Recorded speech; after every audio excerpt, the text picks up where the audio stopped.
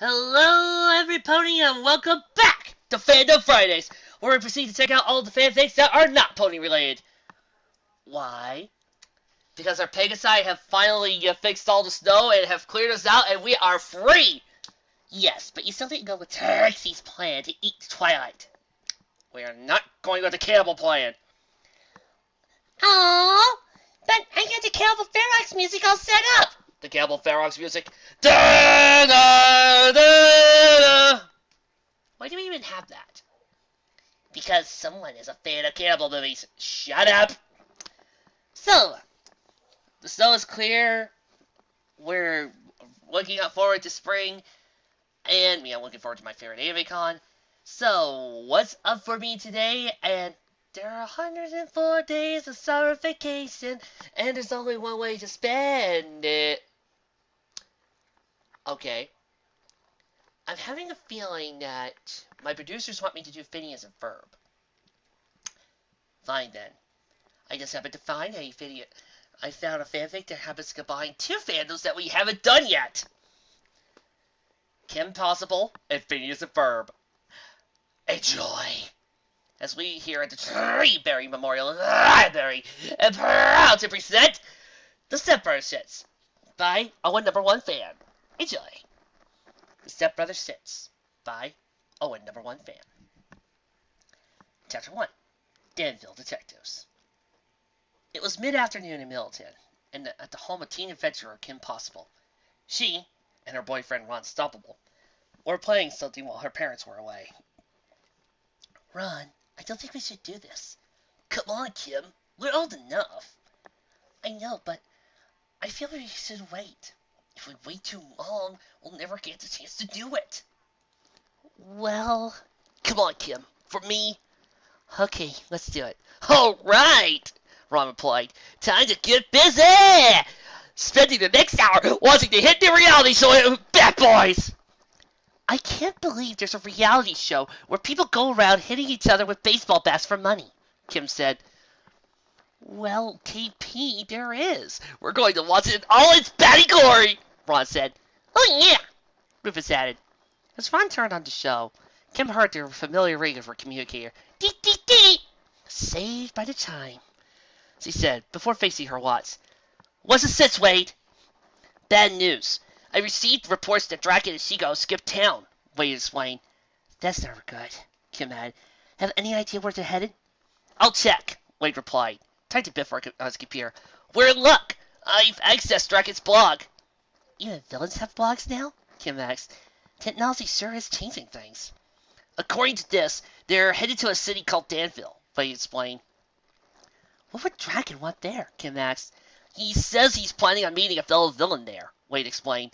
No name was given, but I could probably drag it up. Good, we'll need it, Kim said. In the meantime, you can upload me a map to the Danville place.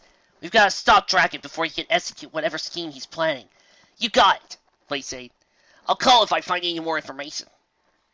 Please and thank you, Kim said, before signing off. Looks like the TV day is going to have to wait, Ron.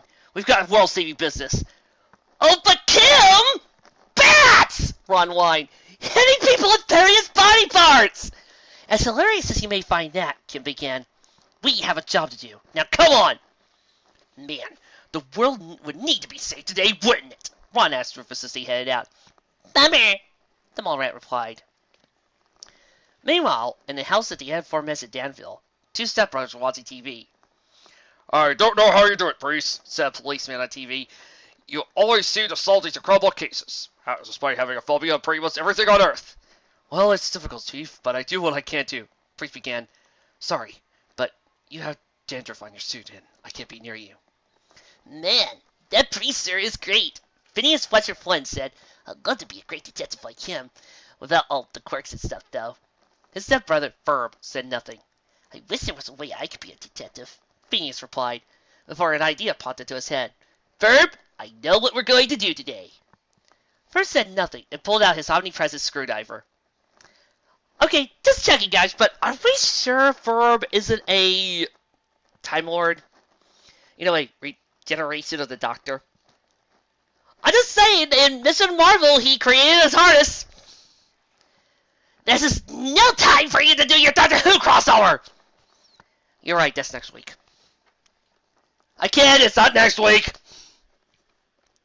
The two boys quickly headed out into the backyard and began construction on a detective's office, which, as was often the case, did not go unnoticed. What are those two up to this time? Cadence wondered, peering out her window to the backyard. She saw them building a desk, what appeared to be a doorway, and headed outside. Okay, what are you two doing? Oh, hey Candace, me and Ferb decided to be detectives, so we're building our own office, Phineas explained. Do you have a case you'd like us to solve? How about the case of why my two brothers keep driving me crazy? Cadence asked. Seems a little simple for us, Phineas said. Are you sure you don't have any missing jewelry or something we could find? Go ahead and play your little detective game. Just don't get into any trouble, Cadence ordered before storming away.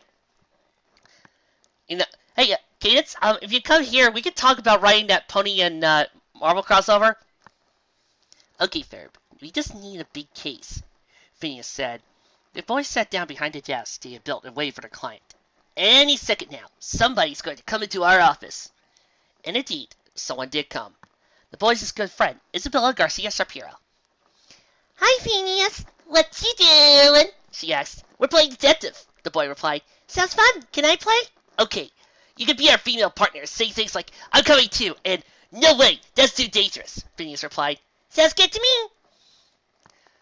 Oh god, the next center's gonna have to do for smarts and Draken, isn't it? Better get ready for your German impersonation. I've been waiting all day for this one. Chapter 2, Dr. Give me the news. While the three kids played, elsewhere in Danville, a familiar purple car was heading down the streets. I don't know about this, KP. This doesn't look like the kind of place Dracula, Ron said, as he observed the scenery. If Wade says he's here, then he's here, Kim replied. Speaking of which, I wonder if he's got us any more info on this guy that's helping Draken. As if to answer her question, the communicator rang, and Kim probably answered it. Dee dee dee! Good news, Kim. I've got info on that guy that Draken claimed to see. Amazing! You must be psychic, Kim! Ron replied. Quick! Tell me what I'm going to get on my history paper. Kim ignored him. What do you got, Wade? A picture of a wiry man with a mop of brown hair appeared on the communicator. This is Dr. Heinz Doofenshmirtz, Wade explained. He's your average garden variety mad scientist with a buttload of personal problems. In other words, a magnet for a guy like Draken, Kim replied. Wade nodded. According to my research, he owns a company in Danville simply called Doofenshmirtz Evil Inc. Clever name. Anyway, with apparently no one in the city is aware of his intentions, but somehow his plans always get foiled. Another hero like me, perhaps? I guess so. Truth is, I haven't been finding any files on who keeps stopping this guy. Keep trying, Wade, Kim said. And there's another secret agent that lives here, though we may need their help. Can do, Wade replied. In the meantime, I'll try to find out what he and Draken are cooking up. Please and thank you, Kim said, as the communicator went dark. Wow. Well, I guess that mad scientist will take up a residence in the city. You think people will have noticed by now? I don't know, Kim. Mad scientists like that are crafty, Ron said. Always concealing their layers and such. Anyway, we need to find this Doofenshmirtz guy. If Wade's right, that's probably where Draken is, and I shudder to think what evil they're planning. Doofenshmirtz Evil Incorporated! Do you want another virtues, Dr. Draken? Excuse me a moment.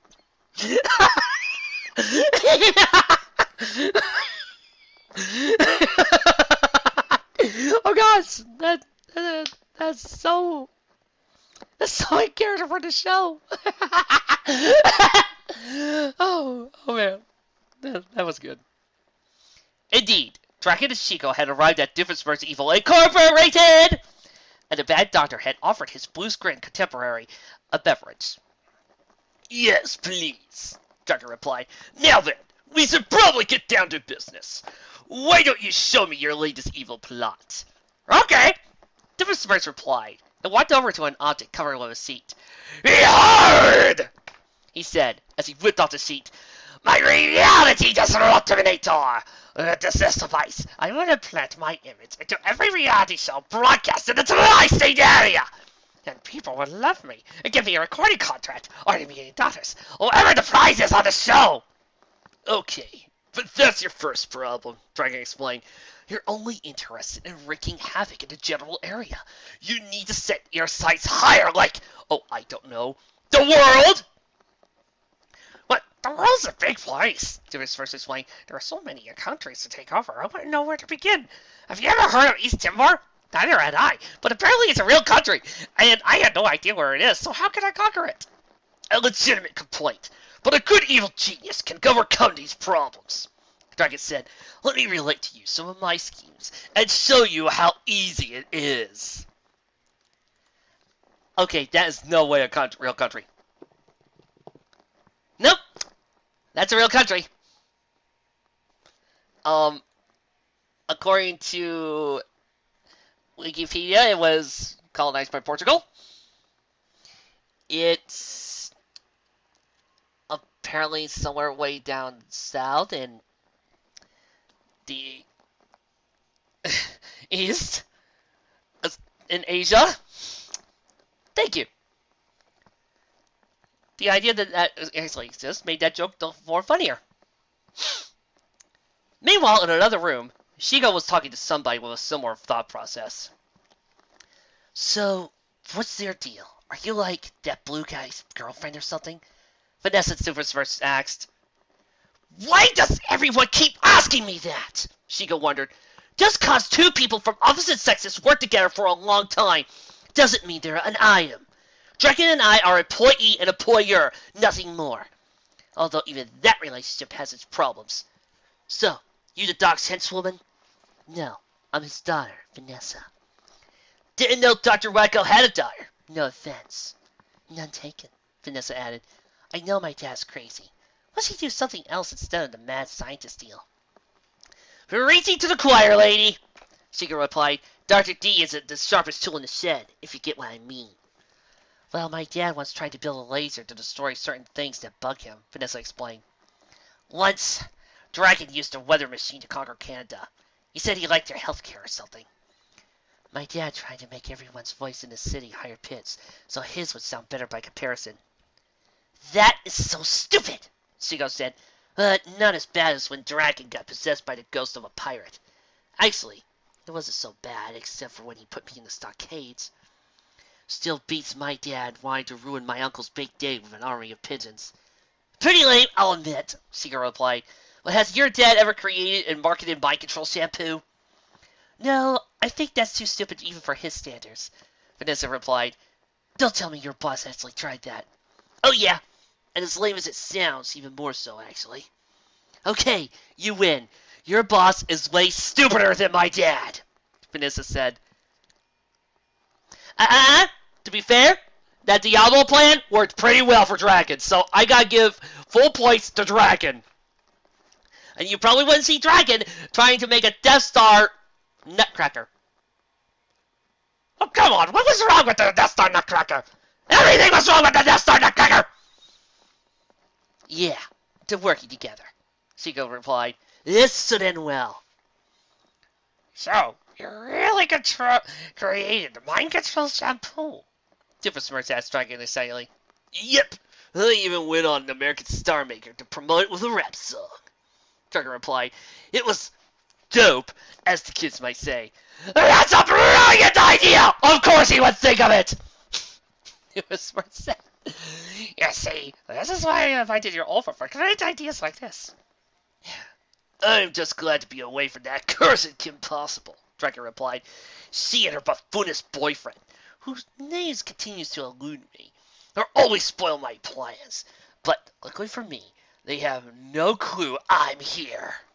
But Draken had no idea Kim and Ron were right on his tail. However, fate would soon intervene and allow the two heroes to meet some new friends. Shouldn't be too long now, Kim said. If this stupid Smirch is anything like Draken, his building will clearly be labeled and easy to find. Why do villains never do a good job of hiding their secret hideouts? Ron asked. Beats me, Kim replied. Maybe they figured nobody can find it since it's a secret hideout. Before they could have any further conversation, a loud bang was heard from outside. Ah! They're onto us! And now they started shooting! Ron exclaimed.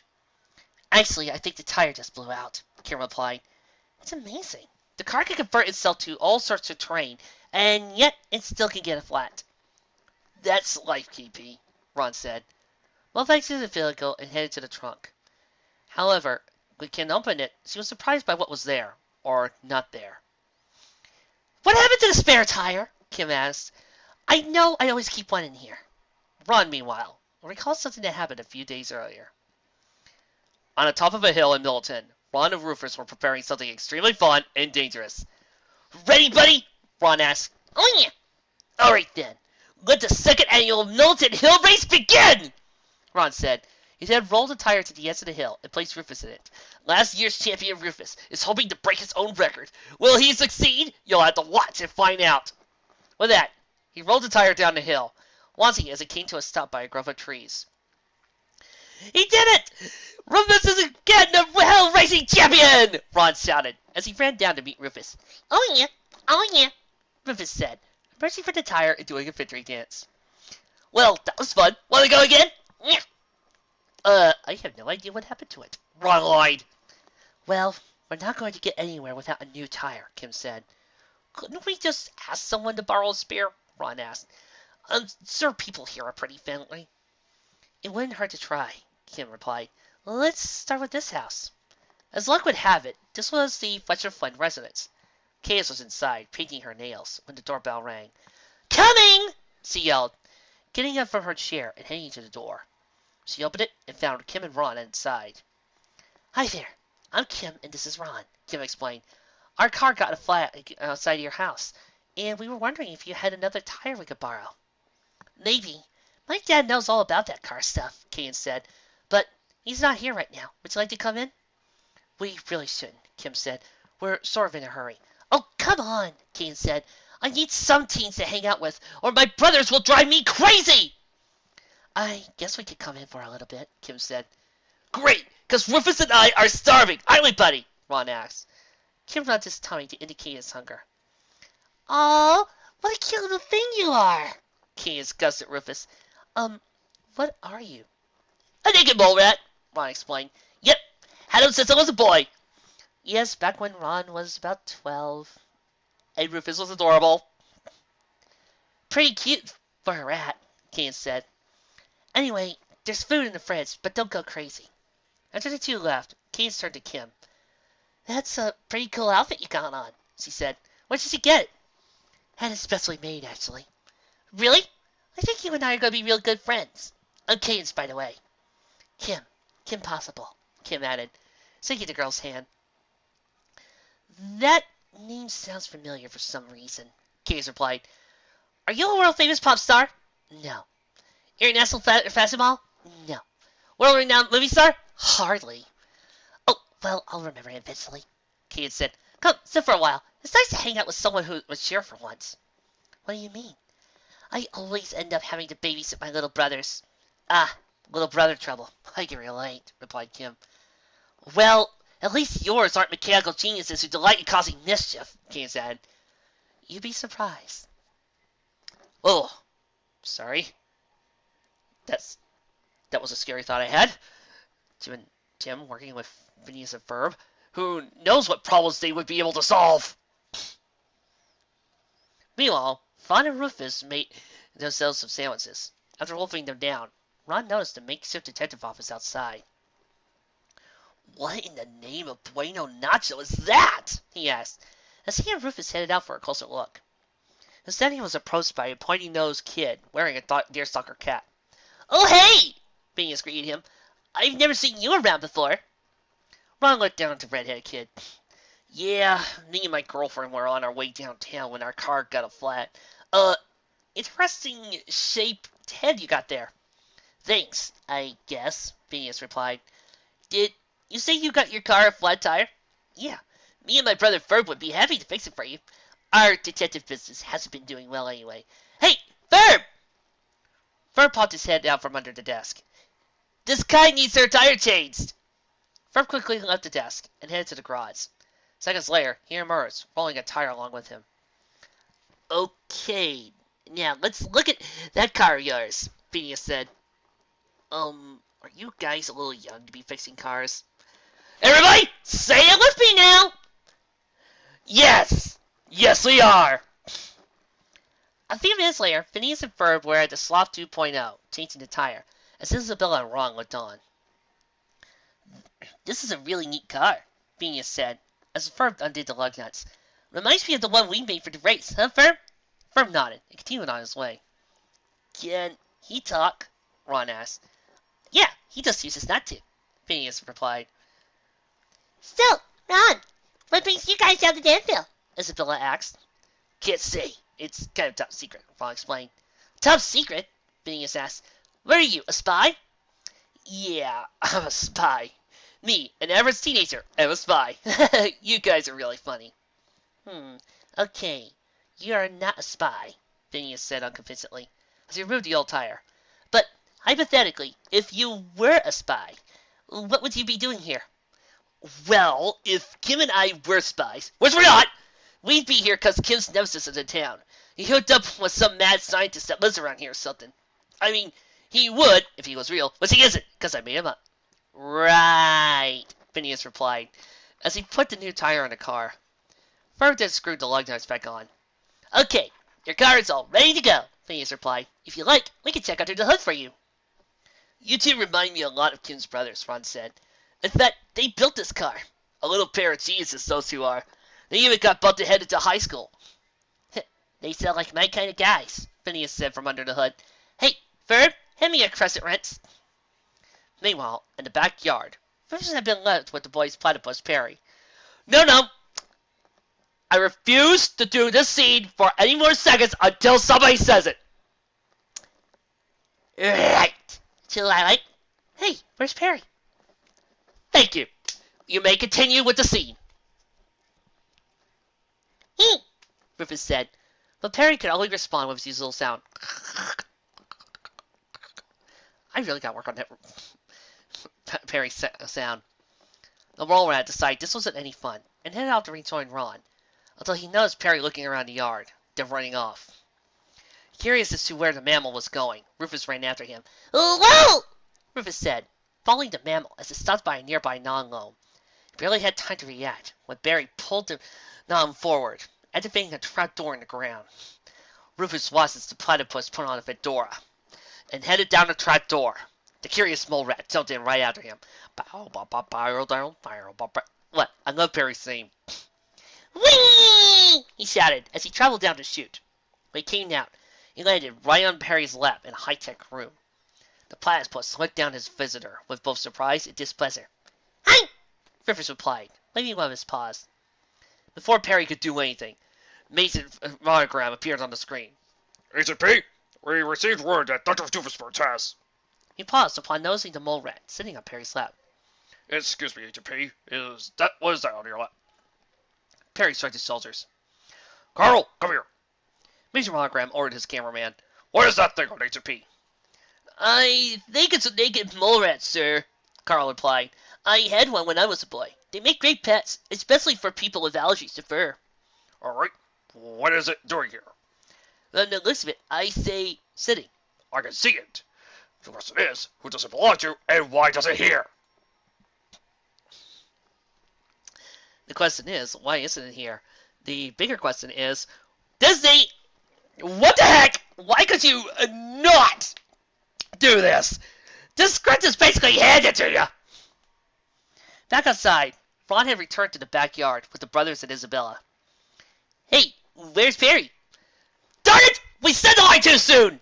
Curses! And where the heck is Rufus? Ron replied. Rufus, where are you, buddy? If you come out, I'll give you a knocko. We'll help you find him, Phineas said. We are detectives after all. Thanks, because me and Kim can't leave without him, Ron replied. I just hope the little guy's all right. So then, they rewired the toaster to work double its normal speed, Kim told Haynes. But it worked, but it made the toast super burnt. It's nice to meet someone who knows what it's like to have mischievous and super smart little brothers, Haynes replied. I'll say. I thought I was the only one, Kim added. Then she noticed the activity in the backyard. What's going on out there? Oh, Phineas and Ferb are playing detective, Haynes replied, using her finger quotes on the last word. Actually, it's nice of them to do something normal for once, if you don't count the office they built out there. I'd like to meet those brothers of yours, Kim said. If they are like Tim and Tim, I can handle them. Suit yourself, Candace replied, as she and Kim left the living room and headed outside. Kim quickly approached the two, while Phineas inspected the grass with a magnifying glass. Very interesting, he said. Hi, I'm Kim Possible, she said. You two must be Phineas and Ferb. Well, hey, Kim did technically start her business as first a babysitting job. Yep, I'm Phineas and he's Ferb, Phineas replied, and you must be the spy. Come again? Your boyfriend Ron mentioned you were on a special mission, and that's why you were here, Phineas replied. He did, huh? Kim asked, glaring at Ron. No, kids, remember, I said hypothetically we were on a secret mission, Ron explained, trying to avoid Kim's angry glare. I already told you, we're not spies. Oh, please. Teenager spies, Kane said. That's stupider than the idea of a mad scientist living in our own neighborhood. Anyway, Ron and I should be going, Kim said. So about that tire. Already taken care of, Phineas replied. Me and Ferb fixed your spy car right up. It's not a spy car. I mean, you fixed it? Really? Kim asked. Yeah, these kids are mechanical geniuses, KP, Ron said. They remind me a lot of your brothers, except they don't speak in that weird twin language. Well, thanks for the fix-up, Kim told the kids, and the hospitality. We'll just be on our way. We can't leave, Kim. Rufus is missing! What? Yeah, I left him out here with their platypus, and now he's gone, Ron explained. I bet this is the work of a serial pet napper. Well, no one gets away with stealing my buddy! Calm down, Ron. I'll help you look for him, Kim replied. He couldn't have gotten far. At least I hope not. As Kim and Ron began to search for Rufus, Phineas turned to his brother and friend. Since they're busy looking for the mole rat, they're not going to be able to handle their big job, Phineas said. I know. We can do it for them. We'll find that criminal and bring them to justice ourselves. Isn't that dangerous? Isabella asked. I mean, we don't know anything about this guy. Maybe not. But detectives don't back down in the face of crime, Phineas replied. They use their skills to bring the guilty to justice. And that's exactly what we're going to do. Come on, Ferb. We'll need a kit and some kind of trap. And the brothers and Isabella headed off to the garage. Back at Agent P's secret lair, Major Monogram was finishing a conversation with his top agent. Since the mole rat is going to hear everything anyway, you might as well take him along, Agent P. Who knows? He could come in handy. Perry looked down at Rufus, then back at the monitor. Anyway, we received word that Dr. Doofenshmirtz has recruited the help of an out-of-town villain, Dr. Dragon, in order to make his schemes more diabolical. A picture of Dragon was shown on the screen. Stop these two before they get to do something real dangerous. Agent P saluted, then hopped into his flying car. He made sure Rufus was carefully plugged in, and flew off towards Doofenshmirtz's Evil Incorporated! While this was going on, Phineas and Ferb and Isabella were preparing to head out to track down Dragon. Good work on that net, Ferb, Phineas said. This thing could hold the rogue elephant. Hopefully, we won't have to capture one of those, too. Since Candace was helping to look for Rufus, she didn't notice as the trio headed out into the yard. Where should we start looking? Isabella said. We could try that big building downtown. Something Incorporated, Phineas said. Those bad guys at detective shows are corporation owners. You'd think they could get away with breaking the law. I think I know the building you're talking about, Isabella replied. It's been there for a long time, but I have no idea what kind of products it makes. Neither do I! Me either, Phineas replied. That seems a little odd, and a little suspicious. Let's go, gang! How are we going to get there? Isabella replied. We'll be going by wagon, Phineas replied, as Ferb brought out a souped-up wagon. Phineas, you're so smart and handsome, Isabella said. What? I said, let's go! The girl replied. Chapter 5. Cadence learns the truth. I do read these fanfics to try to get away from these names like Cadence. I really do. Oh, boo, boo, boo! Get off the stage. Doing this on Mama. Gloria Hart, you're not even on the show yet. How did you get in my office? Time travel. Meanwhile, the three teens continued to look for Rufus when Kim's communicator began to ring. Dee, dee, dee, dee.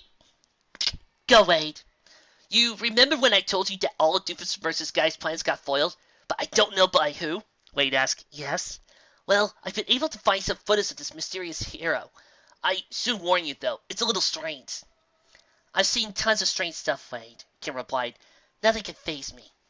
I one time helped save the yellow-blue rat thing in the middle of an underwater base. What? Yeah? I watched Leo's Test series. Watched all the episodes. And the KB crossover was my favorite. Well, that and the Recess one, and I didn't even watch Recess.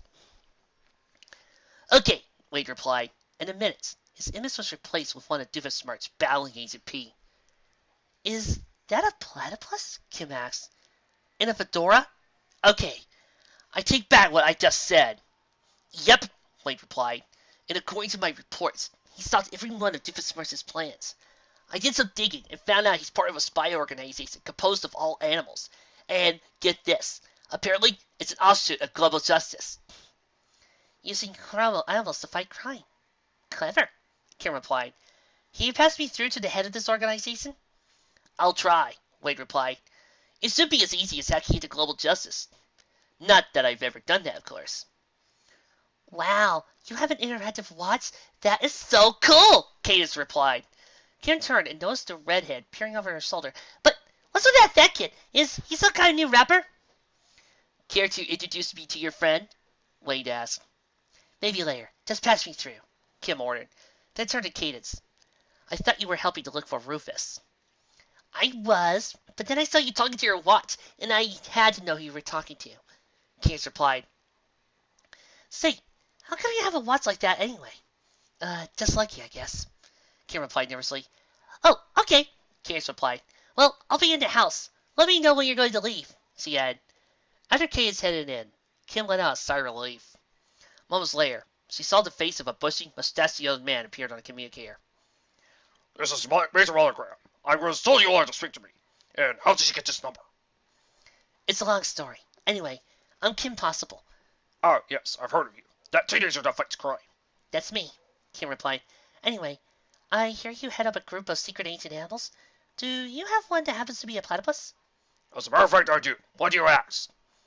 Well, my arch foe, Dr. Dragon, may have teamed up with his enemy, Dr. Doofusmartz. And I figured since he knows this place better. Actually, I just sent Agent P to deal with Doofusmartz and that dragon fellow. Major Monogram replied. I wish I knew. I would have told Agent P to work with you. Instead, he left with that mysterious naked mole rat. Did you just say naked mole rat? Kim asked. Back inside the house, Cadence was using the family's computer for a special purpose. I know I recognize the name Kim Possible from somewhere, Cadence said, and I'm going to find out where. She typed Kim's name into the search engine, then clicked search. When the results came up, her eyes grew wider than usual. It can't be, she stammered. Kim is a spy? So my brothers were right. Again. Still, how often does a genuine spy visit your house? Looks like I have a few questions to ask Miss Possible. And who am I talking to? I didn't realize the mole rat belonged to you, Major Monogram explained. Still, he's a good hands of Agent P. I don't doubt that, Kim replied. Besides, Rufus is quite resourceful on his own. Thanks for helping us out. Bob would go crazy if he thought Rufus was gone forever. No problem, Major Monogram replied. Anyway, Agent P can usually handle Doofusmartz, but he may have a little trouble working with a dragon. We'll head out immediately, Kim said. And don't worry, we'll make sure Draken goes back to jail. Give my best to Dr. Director. Will do, Emma replied, before his image faded out. Man, who would have guessed that Rufus was hanging out with a platypus that's actually a secret agent? Ron asked. Even I would have suspected that. We better get to that Evil Incorporated building and give them a hand, Kim replied. Not so fast, Cadence yelled. Both teens noticed as he approached them. So, Phineas and Ferb were right. You and your boyfriend are spies. And don't deny it, because I looked on the internet. We'd love to stay and chat, but we have evil to stop, Kim told her. Can't you stay at least long enough to help me burst Phineas and Ferb? Cadence asked. I know they'll get tired of this detective thing, and then they'll do something really weird, and that's when I'll name them. Where are Phineas and Ferb? Kim asked. The teens looked around the yard and noticed they were gone. Oh, this is too perfect, Kia said. They'll be so grounded for this. We'd help you find them, but we have to get going, Kim explained. Let me come with you, Kim said. If I know my brother's still mixed up in this somehow, and there's no way I'm giving up a chance to bust him. Okay, you're a little crazy, Ron commented. Alright, you can come, but leave the physical stuff to us, Kim said. No problem, Kim replied. The three made their way out to the curb, where the Sloth 2.0 still sat. So, what kind of cool features does your car have? You'll find out, Kim replied, as the car headed off towards its destination. Chapter 5. I Want to Guest Arrive. Meanwhile, over at Doofusmart's Evil Incorporated, Perry and Rufus had just arrived, and the platypus gestured to the mole rat to follow him. As he made his way to the rooftop vent, Perry removed the top of the vent and slid down, Rufus following close behind. Both landed in the middle of a room, and were surrounded by a number of dragons' red-suited henchmen. Ah, Perry the platypus! What an unintended surprise! Doofusmart replied, as he came into view. And by unintended, I mean completely intended! Anyway, how do you like the new henchmen? They came from my new partner, Dr. Dragon. You know, I don't really know why. I never bothered to get henchmen before. Too expensive, I guess. Two of the burly bugs grabbed Perry or Rufus before they could make a break for it. So you thought that you... And what is a little headless thing, a guinea pig? Doofusmart asked. It's a mole rat, Dragon replied, emerging from the shadows. Dragon, you can emerge from as many shadows as you want, but you'll never be that badass. And not just an ordinary one.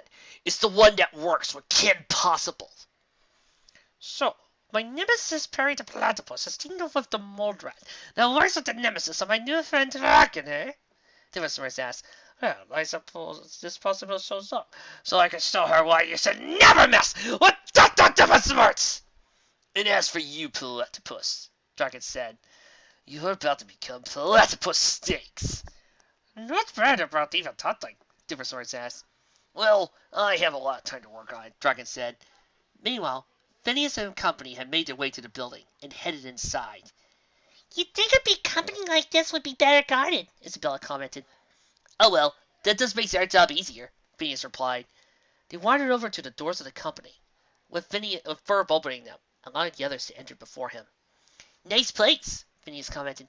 Still no guards, Isabella noted. If we run into them, do you want me to seduce them with my feminine wilds? Let's call that Plan B, Phineas replied. Back up in the main chamber, Doofusmart and Dragon had strapped Perry and Rufus to a flat table. You're probably wondering what the little treat I have in store for you, Perry the Platypus, Doofusmart replied. Well, it's a little something I like to call a deadly laser! He gestured over to a high-tech laser, perched on a crane arm several inches away. I know it's an old trick, but sometimes the classics are the best, he explained.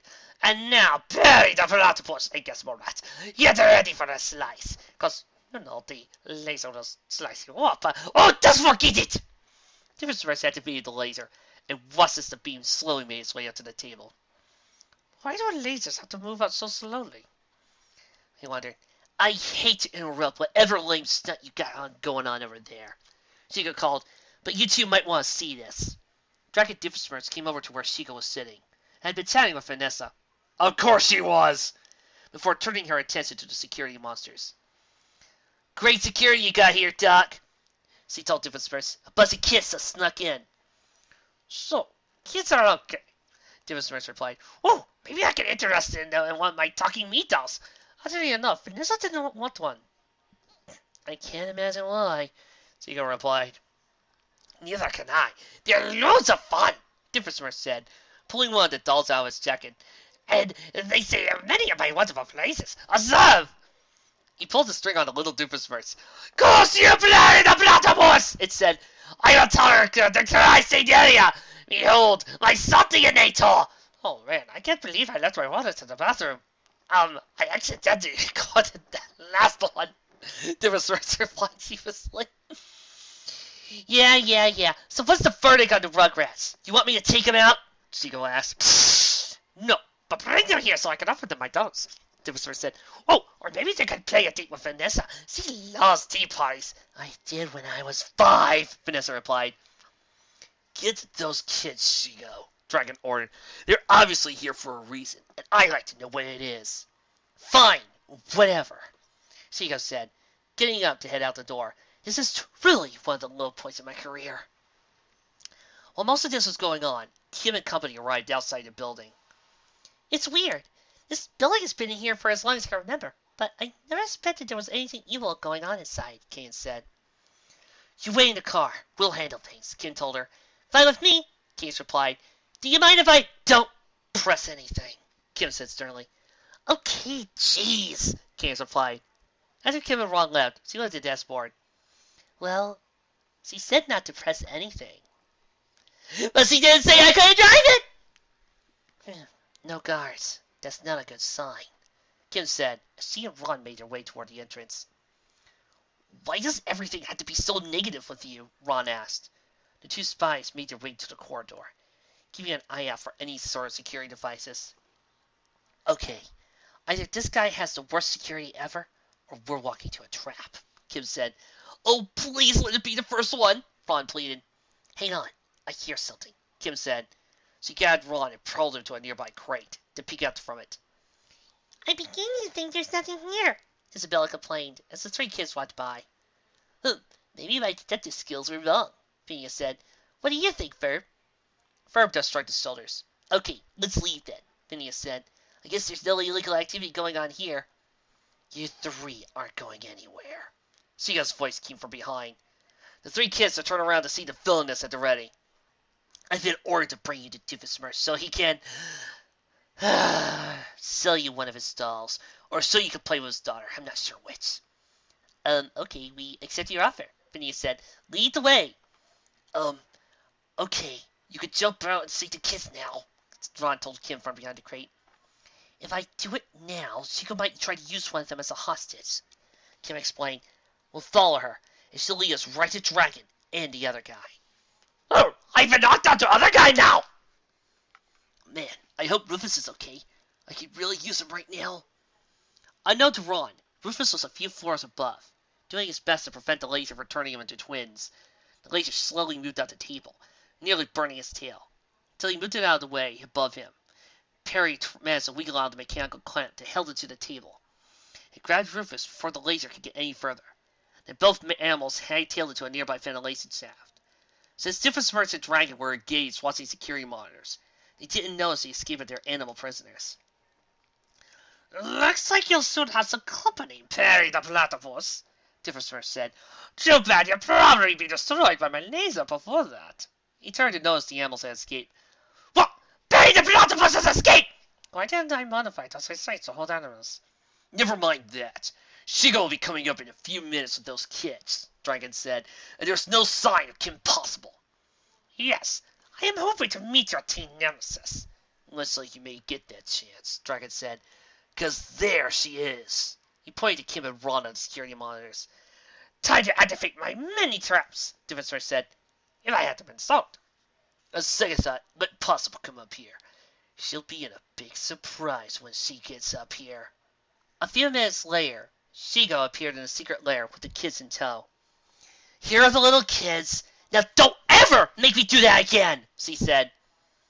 Hello, the kitties. I am Dr. Doofusmersh, he said. Would you like one of my talking dolls? He handed one to Isabella. Ew, it's so creepy. Creepy? Like you're so nice to look at yourself, with your flat little head, Doofusmersh replied. I mean, what are you adorable tykes doing here? We're detectives, and we heard there was some illegal stuff going on, Phineas replied. I'm afraid your kids heard wrong, Dragon said. There's nothing illegal going on. Then what's with the laser? Isabella asked, pointing towards the laser in the corner. It's a laser eye certainly, Doofusmersh explained. As I study these cells, I'm also an optometrist. I think he's lying, Phineas whispered to his friends, then turned to Doofusmersh. Optometrist, huh? Then you wouldn't mind giving my eyes a checkup? I would, but it's after business hours, Doofusmersh explained. Before anyone else could say anything else, the door to the lab burst open. It's over, Draken, Kim said, her hair dryer grappler in hand. Give up whatever your evil plan is. Evil plan! Young lady, I think you're all confused, Stepbrother said. I only produce talking dolls here. Quit lying. We know the truth, Ron said. But these talking dolls sound interesting. Could you hook me up with one? Ron! Sorry, KP.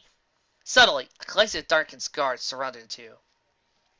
Nice try, Kim Possible. But we saw you come up here and came prepared, Dragon said. Looks like you won't be able to get yourself out of this one. Please, Kim said, and executed a backflip, taking out one of the guards. Another guard swung his pike at her, but she ducked and swept out his legs. Then she jumped up on his down body and allowed the other two guards to crash into each other. Woohoo! Go KP! Ron cheered. That's the way to do it! I have to say, this is not going to as well as I hoped. Different told Dragon. Gah! Shigo! Do something! Dragon yelled.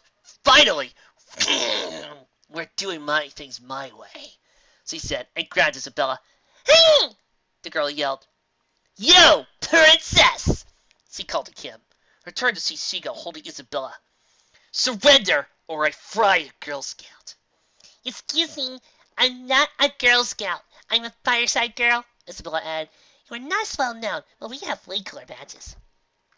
Fine, or I fry the fireside girl, Shigo added. To emphasize her point, she pointed one of her flaming claws closer to Isabella's face. Seeing she had no choice, Kim stood still and allowed the guards to grab her and roll on. At last, Kim Possible, at my mercy, Dragon said triumphantly. At last? You've had her at your mercy like a dozen times, and she always escapes. Plus, I'm the one who made her surrender, remember? Could you please put me down, Miss Flaming Hands Lady? Isabella asked. Oh, I don't think so, she said. You and your pals know way too much. Actually, we don't know anything, Phineas said. See, we were just playing detective and... Now, Ferb! Ferb put a net over Dragon. All right, we cut the bad guy! Gah! Shigo! Get this Nemi out of this net! Draken yelled as he struggled to free himself. It's a net, Dr. D. Come on, Shiga replied. Dragon eventually pulled himself free of the net. Ha ha! At last, my old enemy! The net has been defeated by logic! Ha ha ha! Try and stop me, will you? Seize them! He ordered his guards, who promptly grabbed the two brothers. Ferb, did we plan for this? Phineas asked. Ferb shook his head no. Yeah, I didn't think so. So, what do we do now with your nemesis and these kids who do not like quality toys? Dimmersworth wondered. I'll deal with them, Dragon said. You handle the mole rat, so it's the only fitting that I should get Kim Possible. Mole rat? Oh man, what did you do with Rufus? Ron asked. He escaped, along with some duck in a fedora, Dragon said. But if I were you, I'd be more concerned about what's going to happen to you. Meanwhile, Perry and Rufus had stopped inside the vent, while Perry consulted the map he had pulled from his fedora. Where are we going? Rufus asked. Perry showed Rufus the map, which was Dimmersworth's base. He then showed him a section labeled Control Room, and pointed where the generator should be. Oh, pull the plug, Rufus said. Perry nodded and led the mole rat on his way. After a while, in the main chamber, Kim and Ron had been strapped to a large metal slab. Phineas, Ferb, and Isabella were forced to look on from a cage. And now, Kim Possible, witness what I have chosen for your demise, Dragon said. Diffensmirch and I were working on something special, and you two could be his first test subjects. Would be, Kim said sarcastically. Ah, but this is a big whoopee, Miss Cheerleader Lady, Diffensmirch said. Behold, my newest invention, the Scambletron. You see how I didn't use the Innator in there. Congratulations. Anyway, this device has been designed to scramble the molecules of things and rearrange them in creative ways. Observe, Diffensmirch explained. He pointed the device at a nearby chair. A simple chair, right? Well, after being exposed to the Scrambletron, he activated the device, which caused it to disappear. It's gone! Now, I'm sure you're wondering, where did the chair go? Well, it's still there, but these molecules have been scrambled, so it doesn't exist physically anymore, see? That would be a neat trick for parties, Ron commented. Indeed it would be, accurate boy! Diffensmirch began. Anyway, I fiddled with the dial thing, and presto! The chair returned, but was now a more comfortable recliner. It's a different chair entirely. More comfortable one that doesn't hurt my back. This is your evil plan? Turning chairs into different chairs? Kim asked. Gotta say, Dragon, doesn't really scream world domination. Ah, but that's just the tip of the iceberg, Dragon explained. You see, this device has the power to recalibrate the molecules of anything into anything else. If we wished, we could have turned that chair into a missile, or a death ray. Not a death ray, that would be impossible. Difference worth pointing out. My point is, with this ray, we can work havoc on the world's weapon systems, Dragon explained, and create our own. Plus, we're wondering what it would do to a human subject. Well, if molecular scrambling is involved, it might make them into a completely different person, Phineas suggested. Or it could refigure them with some kind of physical deformity. Thanks for the explanation, Triangle Nose, Dragon replied. And you, possible unstoppable, shall be our first human test subjects. Hey! You remembered my name this time! Ron said happily. Yes, I wrote it down so I wouldn't forget, Dragon explained. Can we just blast them and get this farce over with? Shigo asked, bored. Of course, Dragon replied. He aimed his ray at the teens. Say goodbye to your teenage years, Kim Possible, and hello to... Well, I'm not sure yet. Man, a molecular scrambler would be neat to have, wouldn't it, Ferb? Phineas asked. Think of all the cool stuff we could make. If you like it so much, you little brats can be the next test subjects, Dragon said. Can we tinker with it first? Dragon Differsworth ignored the young boy's query as the ray began to warm up. Slowly, the barrel began to form with the energy of the beam. Suddenly, the lights went out, as did the ray. A power outage? Not now! Dragon yelled. Then you remember to pay your power bill! I don't have a power bill. I have my own source of energy, Differsworth replied. Must be something wrong with the generator. But I'm sure I checked it yesterday. I don't know what could have happened. In the room with the generator, Perry grinned as he dropped the plug he had seconds earlier pulled from the wall socket. Then activated a light bulb in his fedora. Oh! Rivers said, in awe. Perry gestured for the mole rat to follow him as he headed back towards Differsworth's lab. This is just great, Draken exclaimed. My one chance to eliminate Kim Possible, and it's foiled by cheap electric problems. Not to worry, I can fix this, Differsworth replied. Ernesta, honey, could you help Daddy out by checking to see what's wrong with the generator? Okay, Vanessa replied, sighing. But you seriously need to get a better energy source. Thank you, sweetheart. You just hold tight, Kim Possible. Your death will come soon enough. Draken unrests his unseen adversaries. You're talking to me, Dr. D, Seeger replied, and I still say we should have fried them. Meanwhile, Phineas and Ferb were taking advantage of the darkness to escape the cage, by picking the lock with a hairpin from Isabella. Phineas, if something happens and we don't survive this, I just want you to know I love you, the girl said. Almost there? I got it! Phineas said, as he heard the lock open.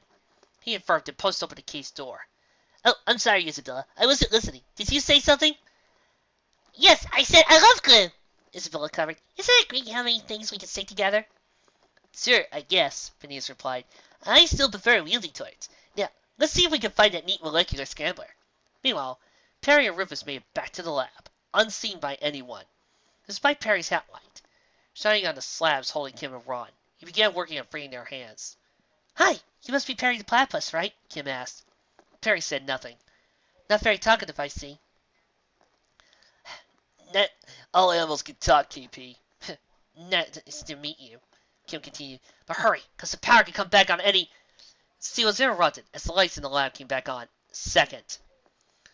That platypus is trying to free Kim Possible! Draken yelled. Get him! Two of his minions rushed forward, but this time, Perry was ready for them.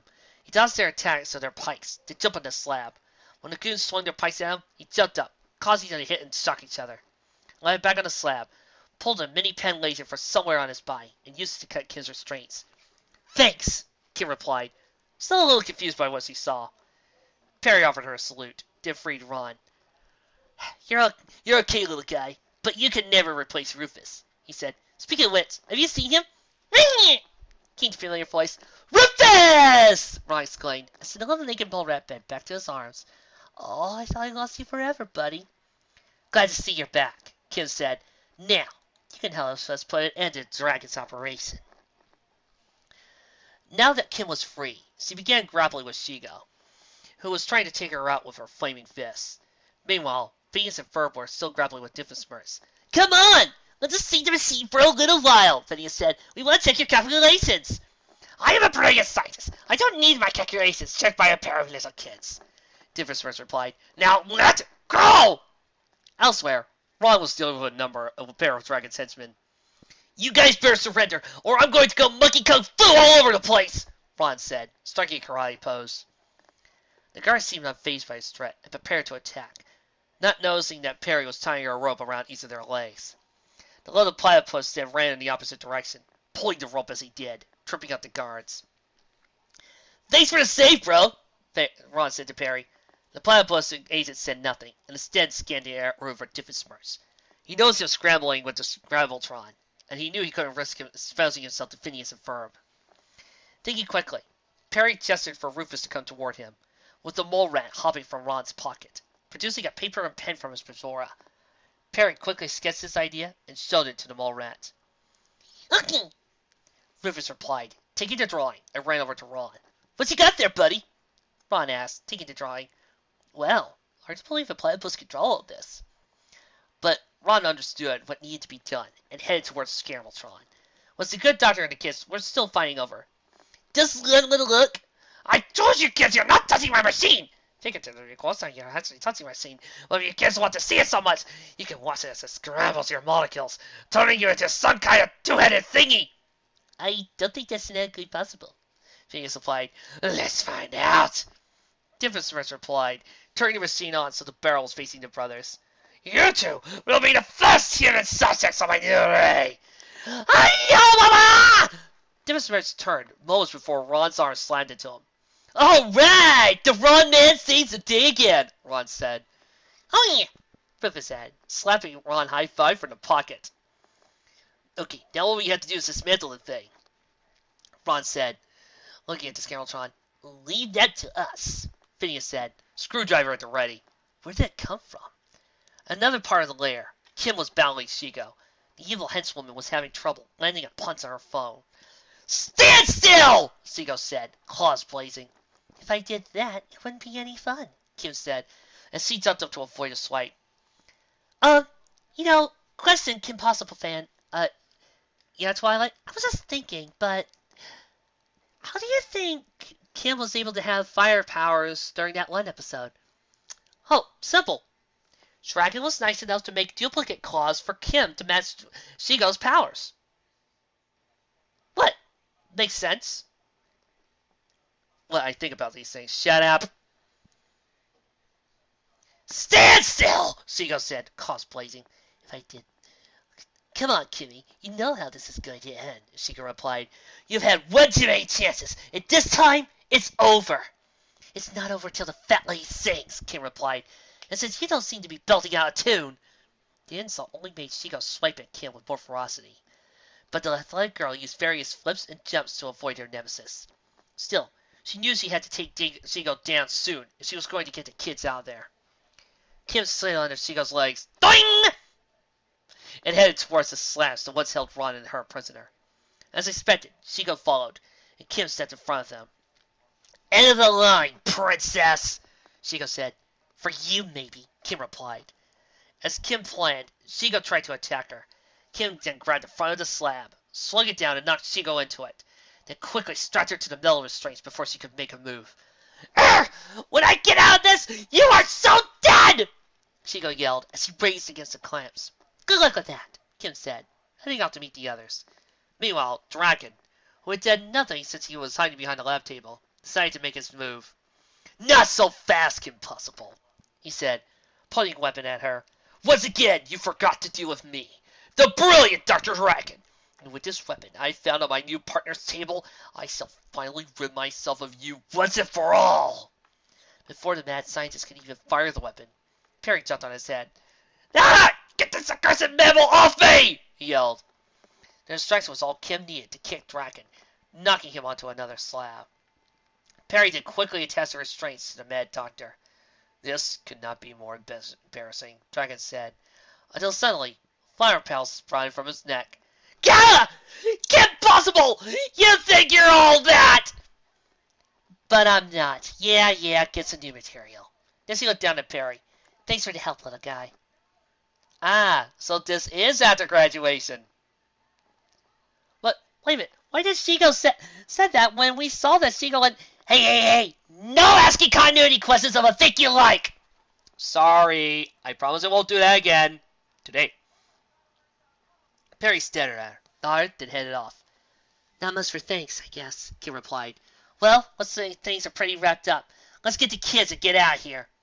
Hold on, KP, Vaughn said. You two done? He asked, putting his head under the scantletron. All set, Phineas said, emerging from under it. That thing will never work again. Although I'm not sure how well it would have worked either anyway. Let's go. I don't want to spend one more day in this creepy place, Isabella commented. Oh, hey, Isabella, where were you? I was on the sidelines the whole time, watching everything, the girl explained. You know, it was the weirdest thing. The blue-skinned doctor was attacked by a platypus that looked like Perry with a hat. Really? I guess I missed that, Phineas said. Speaking of Perry, we need to go find him. As they headed out, Ferb surveyed the lab and all the incapacitated villains. I guess it's true. Clawing doesn't pay, he said. You can talk? Ron asked, amazed. Oh yes, quite well in fact, Ferb replied. I've always wanted to do the Ferb British voice. Come on, kids, we'll talk in the car, Kim said, ushering them out the door. You come back, Possible! I'm not done with you yet! Dragon yelled, struggling to free himself. How long do you think it'll take to get used? For you, all day, Seeger replied. But for me, not so much. She added, using her flaming hands to burn through the metal clamps. She quickly released Dragon and they headed out. Hey, where are you going, partner of mine? As they recovered from smirts. We have to clean up the lab and repair the scramblotron.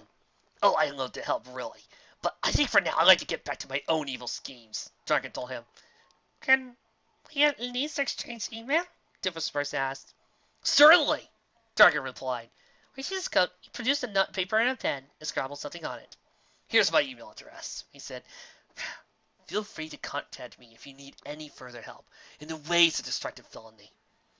And you can contact me if you want to talk or swap in Vincent's schematics or something. Diffusmurf added, producing a piece of paper from his coat. Until our paths cross again, Dragon told Diffusmurf as he and Seagull headed off. Oh God, this parting is so sad.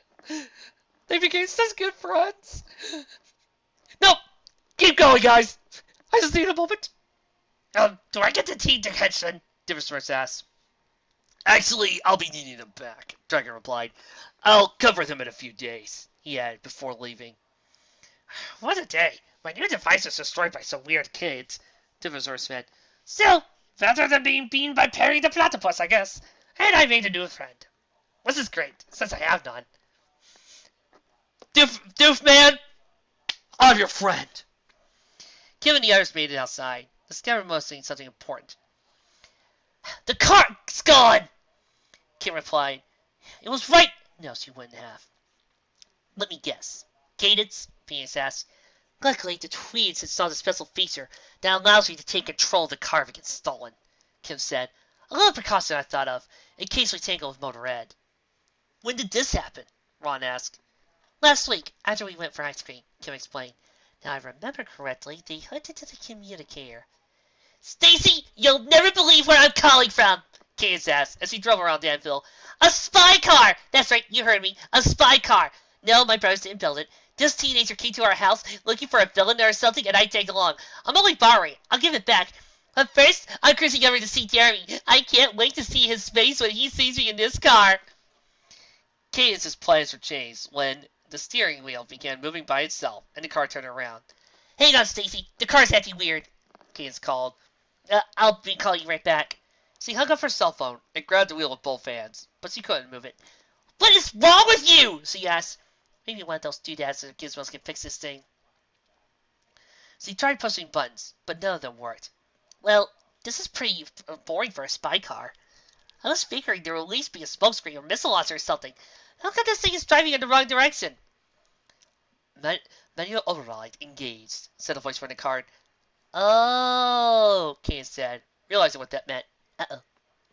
Within a few minutes, the Sloth 2.0 pulled up outside Doofenshmirtz Evil Incorporated! The door opened, revealed a nervous-looking Cadence peeked out.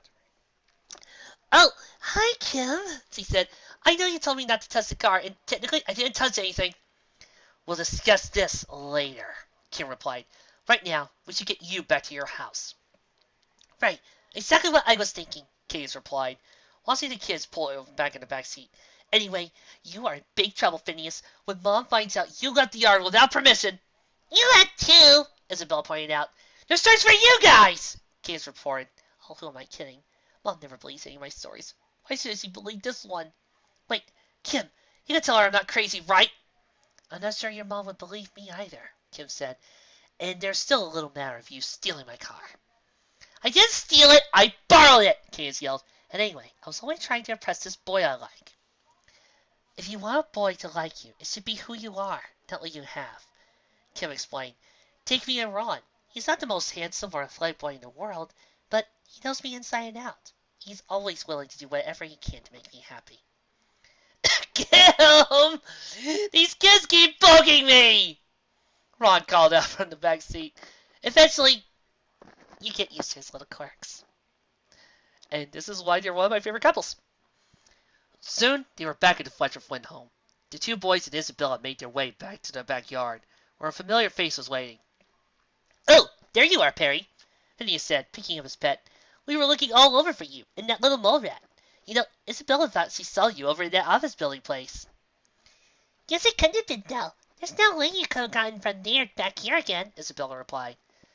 Perry just replied with a grunt.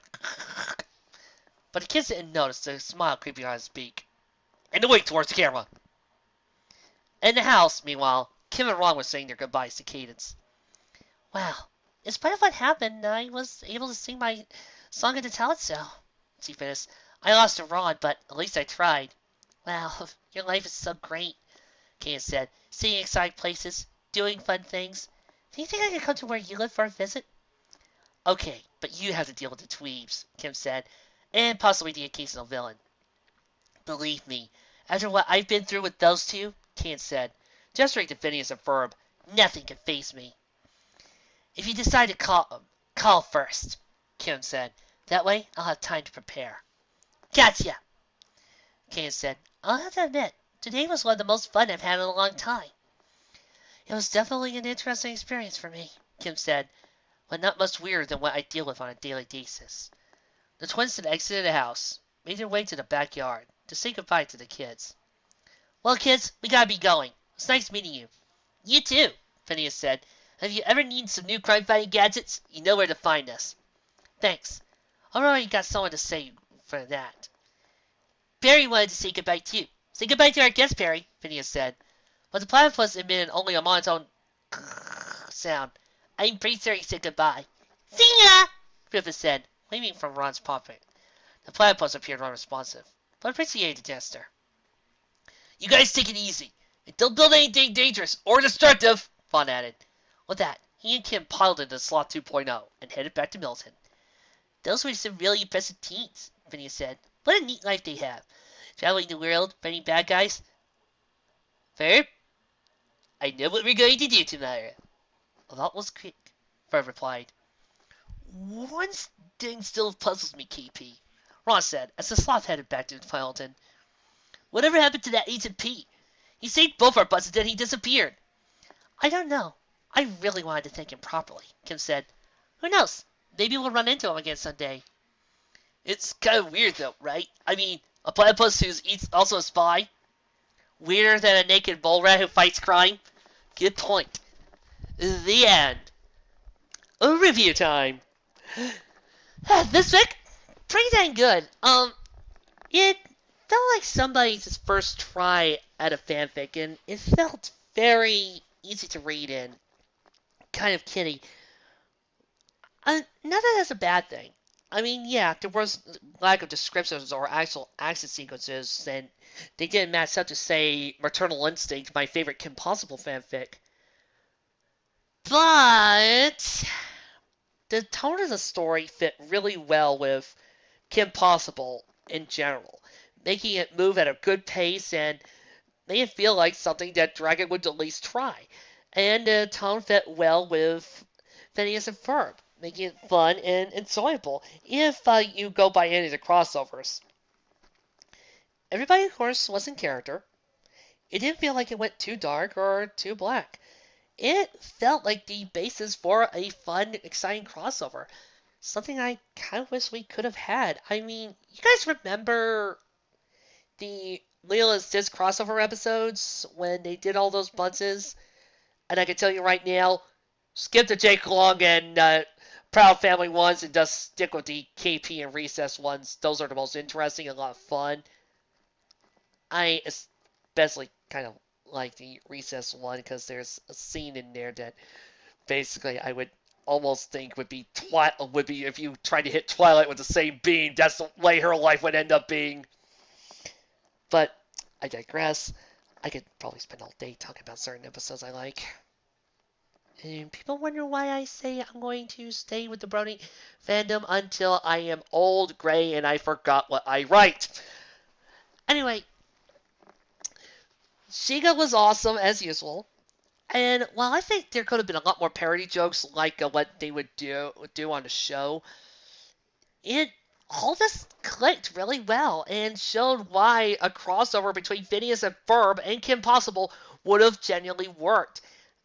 And I think this could have been even greater if you added a few more things like descriptions, dialogues.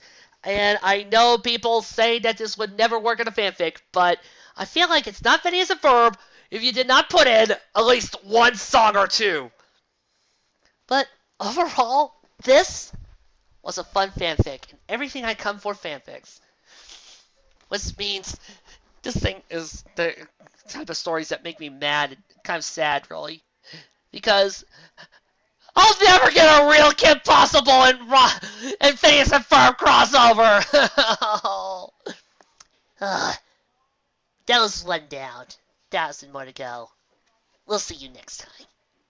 Why can't I ever get a good crossover between my favorite franchises?